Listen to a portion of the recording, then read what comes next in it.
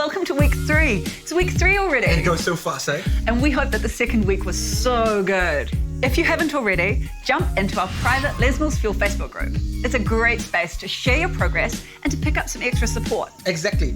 And we're excited to find out how you feel now after incorporating the small change, big difference goal and the change you've made in the second week, including adjusting your snacking. Yes, it's so amazing how bringing awareness to what you're eating and setting small but achievable goals can make such a difference, right? Definitely. What could be some things that we could be seeing from these first 2 weeks? Well, I think everyone is going to be experiencing something different. But what I hope is that everyone is learning about how they enjoy food and what works for their bodies. A lot of us may be surprised by how much we consume without even thinking about it. Kids' sandwich crusts here, a cookie there. And when we add intention to our nutrition, we can feel so much more in control of our energy levels and our fueling patterns. I agree. And it's not like we're dieting here, right? We're just setting intentions and creating a good relationship with food. Exactly. Food is not the enemy. We want to set patterns that feel great and that bring us joy. And that's why it's best to go for goals that are realistic to keep up with. Yes. This way we refrain from jumping from one temporary thing to the other. So let's continue with the goals that we've set in weeks 1 and 2, making sure that we instill these into our lives to stay. That sounds like a plan. And with that, we jump into week 3. You heard about macronutrients in week 1. So this week, we're going to look at micronutrients and why they're important. Vitamins and minerals are what we call micronutrients because unlike macronutrients, we find them in our foods in amounts of less than a gram. Micronutrients are necessary for our survival, but our body isn't able to make them, or at least not sufficiently enough. And you know what the difference is between vitamins and minerals? I do actually. Oh, well, anyway, vitamins are produced by living creatures like plants and animals. That's why they're also called organic micronutrients. Minerals are inorganic and consist of rocks and metals that plants absorb from the ground. Nice, rocks. Delicious rocks. Delicious rocks. So let's have a look at vitamins and minerals separately. Let's start off with vitamins. These organic micronutrients don't contain any energy. Each vitamin has a scientific name like retinol, but most people recognize vitamins based on the letter that's assigned to them, like vitamin A. Yes, vitamins A, D, E, and K are soluble in fat, meaning that they absorb into our bodies through the fat cells. Yeah. Vitamin C and the B group are soluble in water. And the fat-soluble vitamins are mainly found in animal and vegetable products that are rich in fat, like butter, milk, fatty fish, eggs, olive oil, nuts, and meat. A fat-free diet is therefore a vitamin-poor diet. Exactly. An excess of fat-soluble vitamins is often stored for years in the liver and in the fat tissue. An intake that is way too high can therefore lead to toxic symptoms because they cannot be excreted through the urine. You said urine.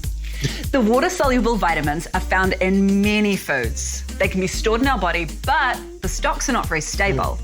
An excess of water-soluble vitamins can be excreted through the urine. She said urine too. A vitamin deficiency can occur because of different reasons, like diseases. But in healthy people, a vitamin deficiency comes from not eating a varied diet, by always eating the same foods, or by missing out on a major food group. So now let's look at minerals. Like vitamins, these also deliver no energy to the body. We need to get minerals from food, however, so minerals are also essential. Depending on the amount of these minerals in our body, they have been divided into 2 groups, macroelements and trace elements. And this last one is sometimes referred to as microelements. Okay, hold on tight. Here we go. Here we go. Calcium, chlorine, phosphorus, potassium, magnesium, sodium, and sulfur are macroelements. That's good. Chromium, fluorine, iron, iodine, copper, manganese, molybdenum, selenium, and zinc are the trace elements. There are more minerals in the body, such as arsenic, boron, nickel, silicon, tin, and vanadium, but little known about these. It's not even known whether or not they're essential. So now, you can just forget all those names. That makes me really happy, because the thing to remember is that minerals are present in all tissues and fulfill very important functions as tools within the body. And we find different minerals in different foods. And that's why the Healthy Nutrition Guidelines always advise us to eat a variety of foods, like we mentioned in week 2. And that brings us to our focus for this week. What is it, B? Well, let me tell you, to get enough of all the different micronutrients, variety is key. Fish is a great source of vitamin D, while meat and some veggies provide our body with the much needed iron. Some fruits give us vitamin C, while olive oil is a great source of vitamin E. And a side note here, the best source of vitamin D is sunlight. It enables your body to make vitamin D. So get outside every day if you can. Just don't forget your sunscreen. Also, we recognize that diet alone is often not enough to get enough vitamins and minerals, and that's where supplements can help. So talk to your doctor about whether supplements could be right for you. So this week, the focus is to create variety. And a great and fun way to do this is to incorporate different colors into your meals. Yeah. Now, as always, do this in a way that will work for you and your family. But we can give you some examples here.